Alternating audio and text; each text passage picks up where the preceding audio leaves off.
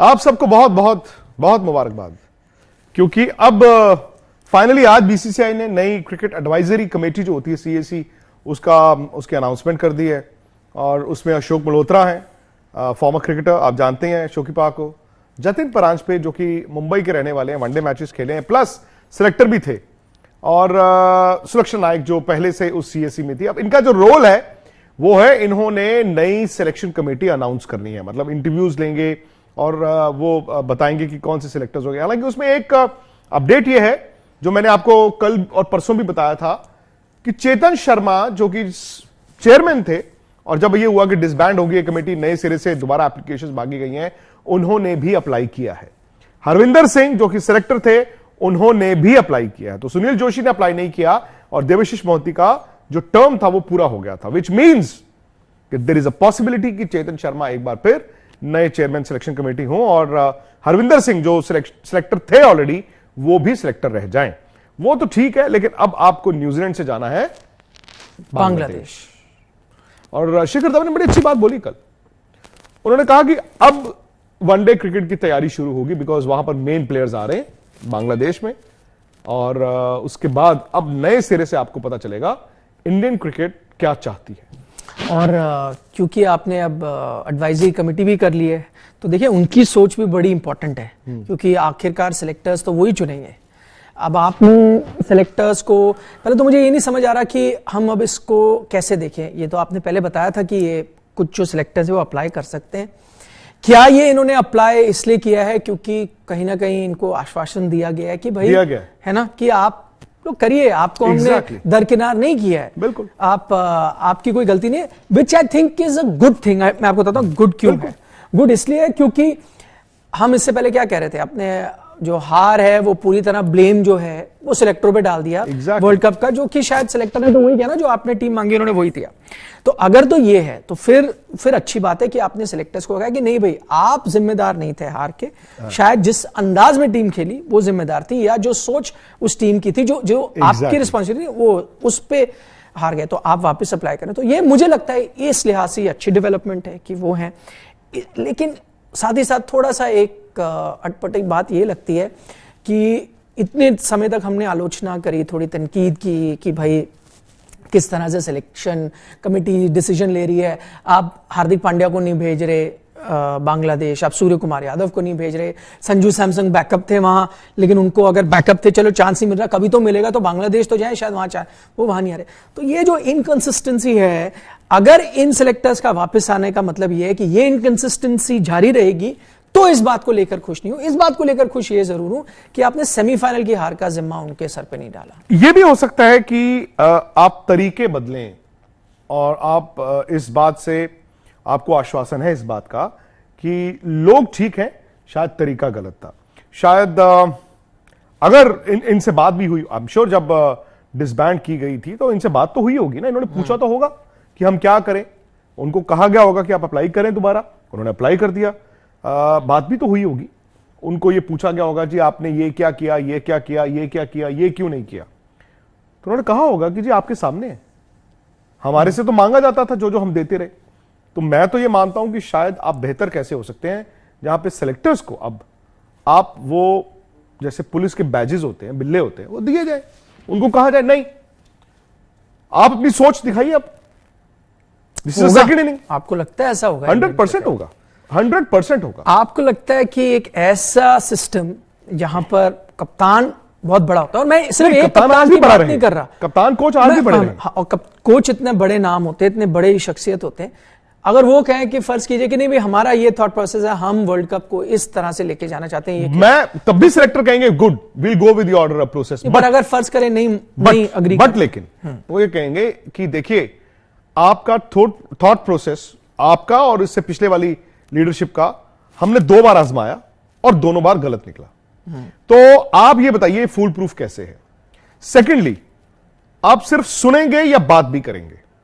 पहले शायद ये सिर्फ सुन रहे थे, आप अपना विजन डॉक्यूमेंट लेकर आ रहे हो, आप लीडरशिप हो, आप कह रहे हो ऐसे ऐसे ऐसे ऐसे ऐसे, और आपने अगर पूछ भी लिया इक्का दुक्का, ठीक है, अब मैं आपसे पूछूंगा कि ऐसे ऐसे ऐसे तो ठीक है, पर आप मेरी भी सुनिए, मैं चाहता हूं ऐसे ऐसे ऐसे, एंड देन आप ब्रेनस्टॉर्म करें, फिर आप आगे चले। आई थिंक अगर लोगों को ये लग रहा है कि वनडे क्रिकेट आ गई है, सब ठीक हो जाएगा, वनडे क्रिकेट में बहुत अच्छे हैं, तो मैं उन लोगों को एक बार फिर बता दूं कि ये गलत है आपकी सोच। क्योंकि आप अपनी वनडे क्रिकेट भी पिछले 1-2 साल में देखें, आप तो खेले ही नहीं हो वनडे क्रिकेट। क्या खेले हो आप? मतलब मेन प्लेयर तो नहीं खेले ना, एज टीम आप कहां खेले हो? आप तो कभी कोई खेल रहा है, कभी कोई खेल रहा है। और उस दौरान जो नहीं खेल रहे थे, have they sharpened their skills? Are they getting any younger? Are they getting any fitter? तो वनडे क्रिकेट ये नहीं है कि आप गए और आप जीत जाओगे। उसके लिए आपको एक्चुअली फूल प्रूफ रखना होगा। और मुझे लगता है कि selectors, Nikhil, have to be empowered. Selectors have to be told. कौन करेगा एम्पावर? बीसीसीआई को करना, बीसीसीआई को ये कहना पड़ेगा। Yes. नहीं देखिए, इसमें मैं ये कह रहा हूं, बीसीसीआई सेक्रेटरी या जो होते हैं मीटिंग में, कन्वीनर होते हैं, शायद अगर उन्हें लगे कि नहीं भाई जो आपके कप्तान हैं या कोच हैं वो हावी हो रहे हैं, तो वो स्टेप इन करके ये कह सकते हैं शायद कि नहीं भाई, आई थिंक सिलेक्टर्स की हमने सुनी चाहिए, उनका भी है। कहीं ना कहीं मुझे लगता है थोड़ा बैकफुट पे तो कप्तान कोच भी होंगे, क्योंकि अब ये परफॉर्मेंस हुई है। 100% आपको भी पता होगा कि यार हमने एक चीज, लेकिन आप अपने तरीके से चलाना चाहते हो, अच्छी बात है, मैं कहता हूं। और मेरा हमेशा ही मानना है, और देखिए मैंने इससे पहले बहुत, क्योंकि इतने साल से हम टीवी पे शोज भी करते हैं, और फॉर्चुनेटली आज तक पर बहुत बड़े बड़े दिग्गज हमारे साथ शोज में बैठे हैं, वो जो कप्तानी कर चुके हैं, और उनमें से कईयों ने वर्ल्ड कप जीता है, उनमें से कई सिलेक्टर्स भी रहे हैं, कोचेस भी रहे हैं। सबकी एक राय होती थी कि हमेशा कप्तान और कोच की सुनी जानी चाहिए। ये हमेशा कहा जाता है कि सिलेक्टर्स जो हैं वो बैकरूम बॉयज हैं। अगर कप्तान कोई चीज कहता है तो वो कप्तान की सुनी जानी चाहिए। जहां डिस्प्यूट हो जाए, डिबेट कर लो, सुनो फिर भी कप्तान की। मैं अभी भी मानता हूं कि सुनो अभी भी कप्तान की, सुनो अभी भी कोच की, लेकिन डिबेट करो, डिस्कस करो। आप एक मियाद रखो कि ठीक है जी, आप इस प्लेयर की अगर बात करते, सपोज हाइपोथेटिकली प्लेयर एक्स की बात करते हो, कोच कप्तान ने कहा जी ये तो हमारा सबसे बड़ा मैच विनर है, ये हमें यहां से उठा के दे दो। अगर सिलेक्टर्स उस बात से इत्तेफाक नहीं रखते तो वो उस पर जिरा कर सकते हैं कि कैसे है आपका, मुझे बताइए आप इस प्लेयर का रोड मैप क्या है, आप इस प्लेयर का रोड मैप बताइए। अगर वो प्लेयर दिनेश कार्तिक है, आपने उनको आईपीएल से उठा के टीम में डाल लिया, अब आपका उनके लिए विजन क्या है? सिर्फ आपको उनको ले आए हो हाइबरनेशन से, या आप उनको 15 मैच, 14 मैच, 12 मैच किस पोजीशन पे खिलाना चाहते हो? भाई इन्होंने कहा कि हम उनको फिनिशर देख रहे हैं, ठीक है, बट सारे मैच तो नहीं खिलाए, अभी बीच में जाके आपने उनको बाहर निकाल दिया। तो ये सारी चीजें डिबेट होनी चाहिए, मेरा ये मानना है। नहीं, आगे के तो ये रोड मैप अच्छा है, और आई थिंक अगर ये फॉलो करें आप जाए। मुझे थोड़ी चिंता इस बात को लेके होती है जो हालिया अभी चीजें हुई हैं, फॉर एग्जाम्पल कि चलो आपने इस पे भरोसा किया, वो नहीं चला, इस पे भरोसा किया, नहीं चला, वो ठीक है, चाहे कप्तान की सोच हुई हो या कोच की है या सिलेक्टर की भी गलती हो सकती है। भाई आप किसी को बैक करते हो, कोई गारंटी तो नहीं है वो करेगा। प्रॉब्लम पता है तब होती है जब आप जो 15 सेलेक्ट करते हो ना, उसमें आपके बैकअप ही ठीक नहीं होते। फॉर एग्जाम्पल आप एशिया कप गए, आपके पास एक ऐसी स्थिति थी जब एक आवेश खान को बुखार हो गया, आप उनको चाहते थे कि वो रहे, आपके पास एक थर्ड फास्ट बॉलर तक नहीं था, इसमें मैं निखिल आपसे ये जानना चाहूंगा कि क्या आप जो कल बात कर रहे थे अपने स्पोर्ट्स टुडे इंग्लिश चैनल पे, क्या आप उस तरफ देखते हैं कि हो सकता है जहां पे the travelling selector also has a vote?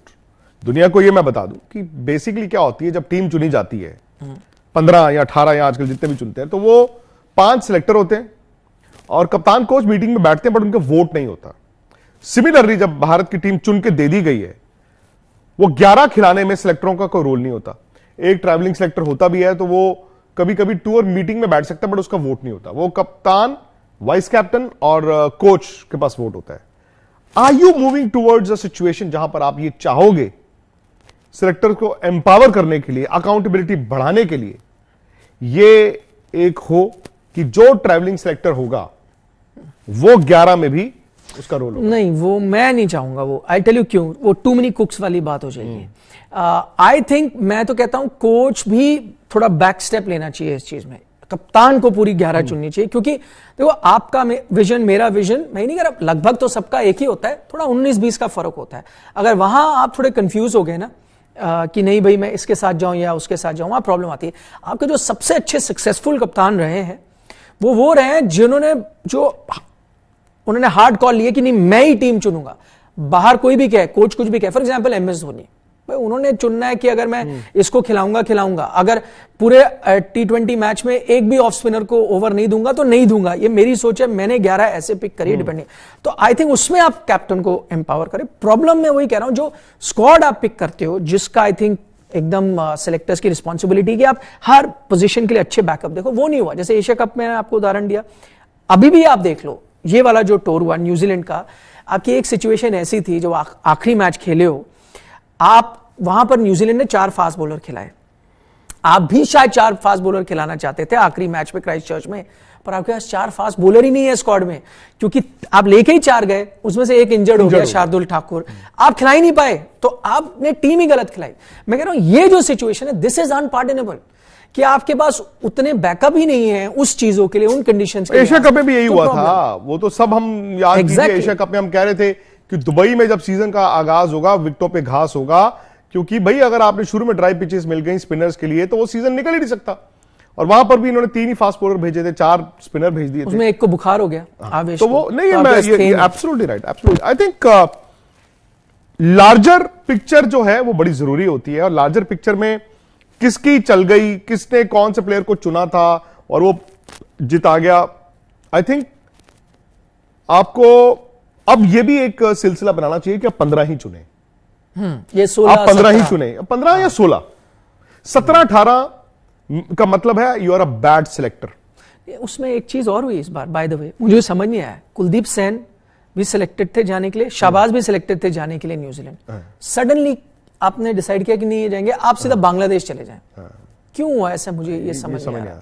Last moment change. अब मैं वही कह रहा हूं, अब ये कौन कॉल्स लेता है? देखिए पर ये सिलेक्टरों का कॉल नहीं होगा, नहीं, पर ये कौन और कॉल लेता है? नहीं, ये सिलेक्टरों का कॉल नहीं होगा, ये आई थिंक आपकी टूर मैनेजमेंट जो है एंड बीसीसीआई। तो फिर सिलेक्टर्स क्या कॉल लेंगे? अब मैं 11 में उनका कॉल नहीं होना चाहिए? तभी मैं कहता हूं सिलेक्टर्स थोड़े एम्पावर्ड होने चाहिए। एम्पावर्ड का मतलब ये भी है कि आप उनका दायरा बढ़ा दें, या फिर अगेन यू गेट पीपल, भले मैं एक टेस्ट मैच खेला हूं या एक भी नहीं खेला हूं, बट मेरा इतना स्टैचर हो कि the captain and the coach cannot bully me, the board cannot bully me. कोई ये ना कहे कि यार इसको तो अपने तरीके से चला देंगे। ये एक्चुअली इंटरेस्टिंग है। मैं भी उससे सहमत हूं कि जरूरी नहीं कि किसी ने ज्यादा मैच खेले तो अच्छा सिलेक्टर होगा। भाई हमने देखा है वर्ल्ड क्रिकेट में ऐसे कई हुए हैं। आपने उस दिन राज सिंह डूंगरपुर का एग्जांपल दिया, जिन्होंने इतने अच्छे डिसीजन लिए थे, हालांकि वो टेस्ट क्रिकेट नहीं खेले। ऑस्ट्रेलिया में इनवेरिटी होते थे, उन्होंने डोमेस्टिक क्रिकेट खेला, कुछ ऐसा बड़ा अंतर्राष्ट्रीय लेवल पे नहीं खेला। वो उस time I think chief selector थे जब ऑस्ट्रेलिया की टीम राज कर रही थी पूरी दुनिया पे। तो नंबर ऑफ मैचेस से आप सिलेक्टर अच्छे नहीं बनते, बट आई लाइक दिस कि आपको वैसा सिलेक्टर चाहिए जिसको आप बुली नहीं कर सकते, who will put his foot down। And देखिए कभी ना कभी even in terms of coach या कप्तान, थोड़ा एक बाउंसिंग बॉल आपको चाहिए, जो भाई एको चेंबर नहीं चाहिए ना आपको, कि जो मैंने कहा, एको चेंबर का मतलब हुआ जो मैंने कहा वही आवाज मेरे पास वापस आई। आपको चाहिए जो कहे नहीं, आप इस सोच पे जो जा रहे हो शायद गलत है, आप ये नजरिया भी देखें।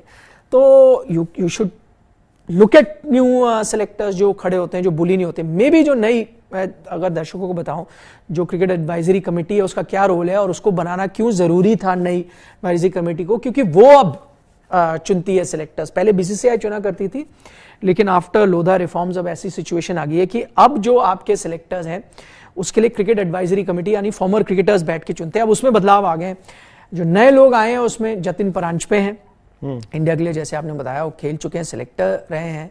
अब उनकी सोच पे काफी निर्भर होगा कि भाई वो किसको समझते हैं कि सिलेक्टर रखें। अब आप एक फॉर्मर क्रिकेटर को लेके गए, अशोक मल्होत्रा, जो बड़े बड़े प्लेयरों के साथ खेले हैं, लाइक सुनील गावस्कर, कपिल देव, है ना, डोमेस्टिक क्रिकेट इतने साल खेले, वो आए। आई थिंक इनकी सोच पे अब डिपेंडेंट होगा कि भारतीय क्रिकेट किस डायरेक्शन में जाएगा, क्योंकि पिछले जो आप वर्ल्ड कप के बाद जो अभी आपने क्रिकेट खेली है, न्यूजीलैंड दौरा भी मैं अगर देख लूं, तो मुझे लगता है आपने 2 कदम आगे लिए हैं, आपने शायद 2 कदम पीछे ही लिए हैं। आपने क्लैरिटी नहीं ली, आपने थोड़ी और कंफ्यूजन। नहीं, न्यूजीलैंड का दौरा वेस्ट हो गया, और बांग्लादेश में रिगार्डलेस ऑफ जो भी आपको नतीजा मिला है, नतीजा अभी नहीं पता, बट आई थिंक अपॉर्चुनिटी उसमें भी आपकी क्लैरिटी ऑफ थॉट्स नहीं दिखी। लेकिन यह है कि जी अब न्यूजीलैंड खत्म हो गया है, दिसंबर बांग्लादेश, पहले वनडे है, फिर 2 टेस्ट मैचेस हैं। टेस्ट मैचेस बड़े इंपॉर्टेंट है, सबसे इंपॉर्टेंट चीज है आईपीएल की जो डेट्स हैं भाई। फर्स्ट वीक ऑफ अप्रैल में, ये आपने स्पोर्ट्स तक अगर आप सब्सक्राइब किया हुआ है तो आप